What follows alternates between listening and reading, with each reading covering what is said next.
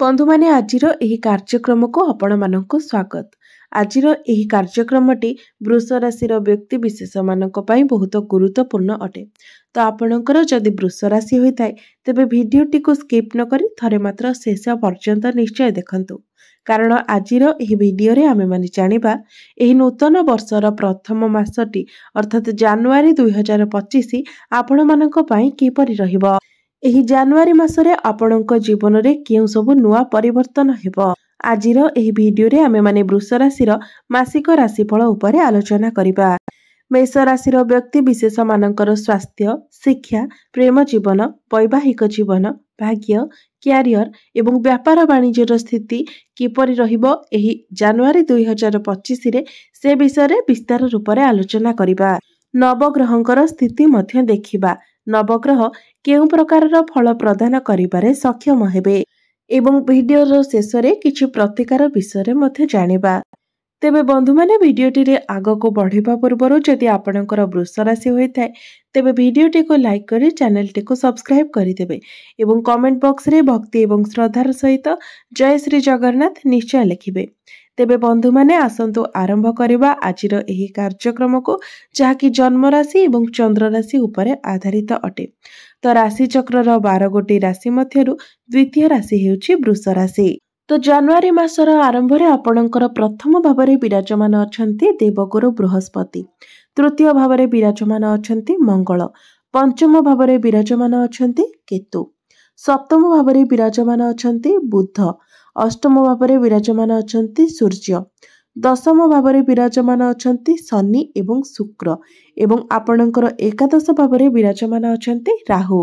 तेबे एबे आसंतु जानि नेबा केउ ग्रह केउ तारिख रे निजर राशि परिवर्तन करिवे।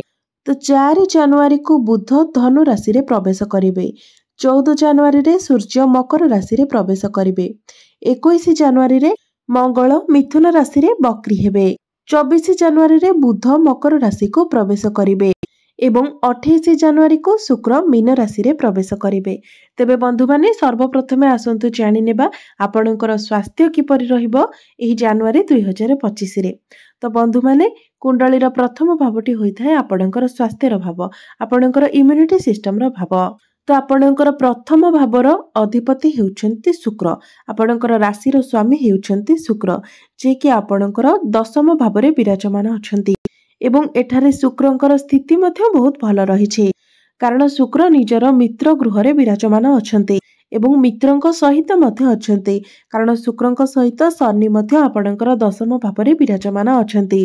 शुक्र आपणकर केंद्र रे विराजमान अछंती एवं 28 जनवरी को जेतेबेले शुक्र निजर राशि परिवर्तन करिवे तो आपणकर एकादश भाव को चलन करिवे एवं एकादश भावरे शुक्रंकर स्थिति आउरी अधिक भल रहिबो।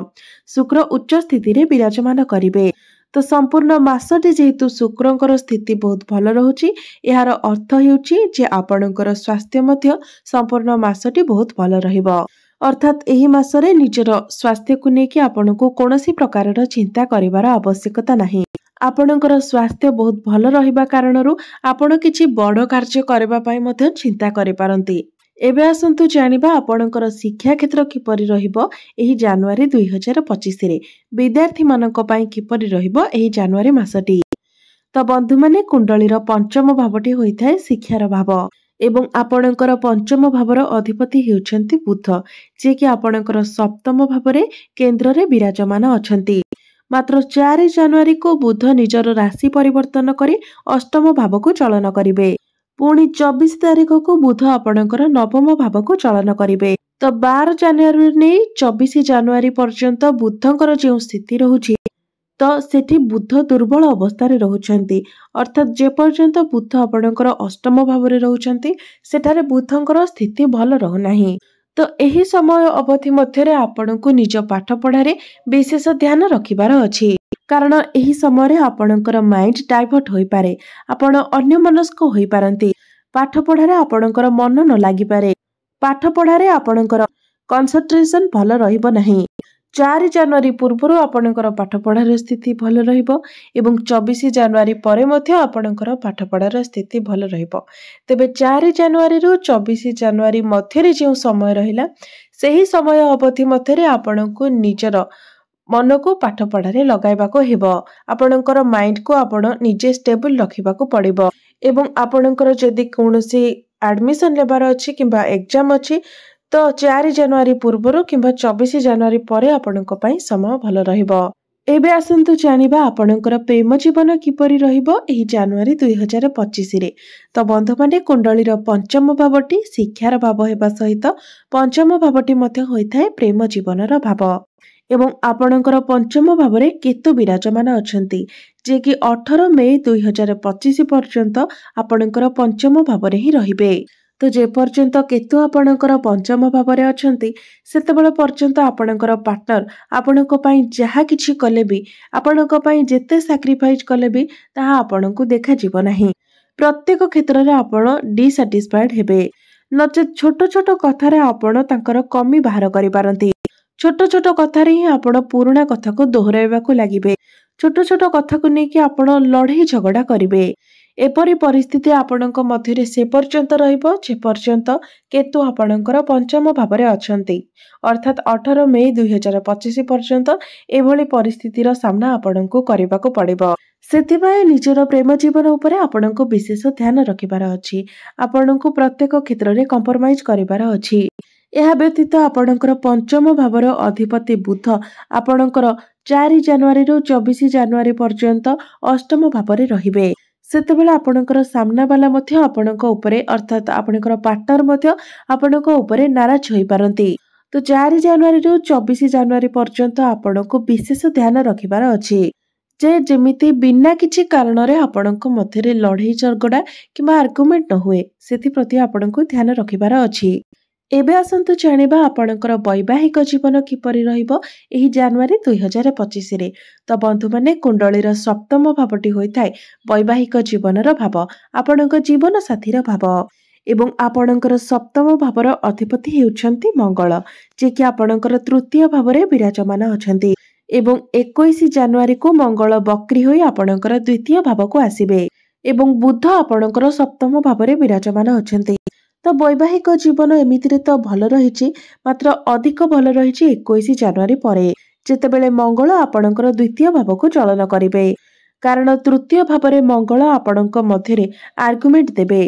तो 21 जनवरी पूर्वरु आपणक मध्यरे जेमिति अजथा कथा को नेकी आर्गुमेंट न हुए सेति प्रति आपण ध्यान देबा उचित। एवं ताठारु बेसी आपण निजर जीवन साथींकर हेल्थ उपरे ध्यान देबार अछि।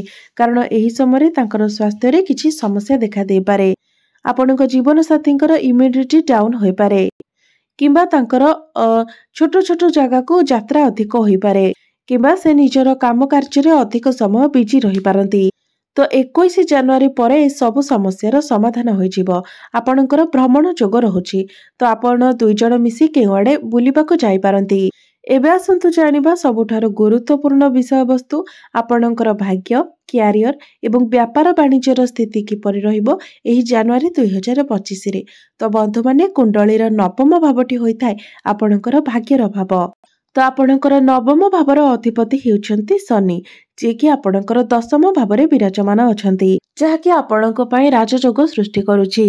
कारण आपणकर भाग्य भावर स्वामी दशम भावरे एवं राशि स्वामी को सहित केंद्र रे विराजमान अछंती एवं सुख भाव को दृष्टि देउछंती। कारण जेतेबेले बे राशि स्वामीकर कनेक्शन भाग्यस्थान सहित केंद्र रे होइथाय एवं सुख भावरे दृष्टि पड़िथाय तो एहार अर्थ हेउछि आपणक भाग्य सुख ही सुख प्राप्ति होइथाय।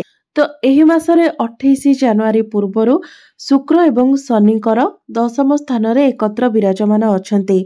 तो 28 जनवरी पर्यंत आपणकर भाग्य प्रबल रहिबो। 28 जनवरी मध्यरे आपण जहाँ भी चाहिए भाग्य बल ताहा करि पारिबे। आपण जदि कोनोसी बड़ कार्यर आरंभ करिबा पई चाहुचंती कोनोसी नूतन कार्यर आरंभ करिबा पई चाहुचंती 28 जनवरी पूर्वरु जदि आपणकर कोनोसी मीटिंग किंबा डील रहिछि किंबा कोनोसी बड़ जिनिसर आपण किणा बिका करिबा पई चाहुचंती किंबा आपण गृहरे कोनोसी शुभ मांगलिक कार्यर आयोजन करिबा पई चाहुचंती किंबा कोनोसी बड़ इन्वेस्ट करिबा पई चाहुचंती तो ए प्रत्येक क्षेत्र रे आपणको निश्चित भाबरे सफलता मिलिबो। भाग्य सह जड़ित प्रत्येक कार्य रे आपण 28 जनवरी पूर्वरु निश्चित भाबरे सफलता पाइबे।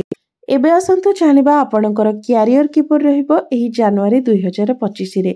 तो बंधु माने कुंडलीर दशम भावटी होइथाय आपणकर क्यारियर भाव, कार्यक्षेत्र भाव एवं चाकरीर भाव। तो आपणकर दशम भावर अधिपति हेउछन्ति शनि, जे कि आपणकर दशम भावरे शश नामक राजयोग बनाई विराजमान अछन्ति। शश राजयोग अर्थात पंच महापुरुष राजयोग। तो पंच महापुरुष राजयोग मध्यरु गोटिए होइथाय शश राजयोग। यह दर्शाउछि जे आपण अल्प परिश्रम रे मध्य अधिक उन्नति करिवे। एही मासरे आपणक उपरे सेते अधिक कार्यभार रहिबो नाही, कारण आपणकर राशिर स्वामी शुक्र मध्य शनिक सहित दशम भावरे विराजमान अछन्ति।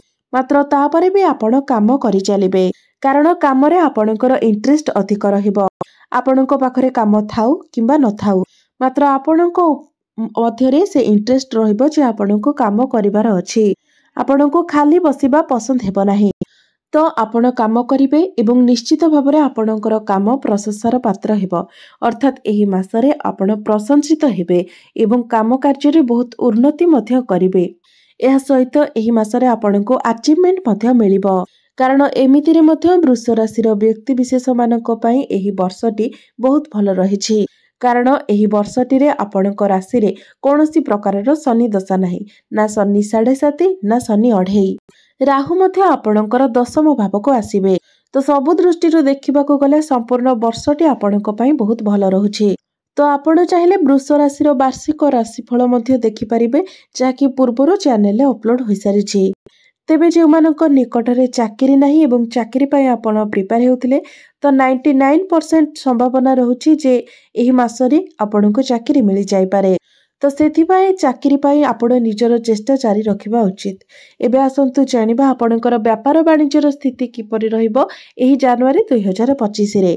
तो सप्तम भावटी होइथाय व्यापार वाणिज्यर भाव एवं सप्तम भावर अधिपति मंगल आपणकर तृतीय भावरे टिके दुर्बल अवस्थारे अछंती। मात्र आपणकर व्यापार वाणिज्यर कारक ग्रह बुध आपणकर सप्तम भावरे विराजमान अछंती, भल स्थिति रे विराजमान अछंती। तेबे जे पर्यंत मंगल आपणकर तृतीय भावरे अछंती, अर्थात 21 जनवरी पर्यंत आपणकर बिजनेस टिके डाउन रहि पारे। मात्र 21 जनवरी परे जतबेले मंगल आपणकर द्वितीय भावको आसीबे, सेतबेले आपणकर डेली इनकम रे ग्रोथ आसीबो। आपणकर व्यापार वाणिज्य रे उन्नति देखा दिबो। एमिति कि जेउ क्षेत्र रे भी आपण कार्य करूछंती, प्रत्येक क्षेत्र रे आपणको उन्नति करिवे। मात्र जेहेतु आपणकर भाग्य बहुत भल रहिछि, तो सेते भी डाउन हेबो नाही। तो एबे आसंतु जानि नेबा किछि प्रतिकार विषय रे, जे प्रतिकार गुड़िक करबा द्वारा आपणको अधिक शुभत्व प्राप्ति होई पारिबो एवं आसुथिबा समस्या गुड़िक मध्य आपणकर दूर होई पारिबो। तो प्रत्येक दिन आपण निश्चित भावरे हनुमान चालीसार पाठ करंतु, कारण एही मासरे मंगल आपणकर दुर्बल स्थिति रे रहुछंती एवं 4 जनवरी रो 21 जनवरी पर्यंत बुध जेहेतु दुर्बल स्थिति रे रहुछंती, तो प्रत्येक दिन आपण बुधंकर बीज मंत्र मध्य 108 थर जप करंतु एवं प्रत्येक दिन आपण उदित सूर्य को तंबा पात्र रे जलार्घ्य मध्य अर्पण करंतु। आपणको पई यह शुभमय रहिबो। तेबे बंधु माने आपणकर जीवन मंगलमय हेउ, एहा ही ईश्वरଙ୍କ निकटरे मोर प्रार्थना। धन्यवाद।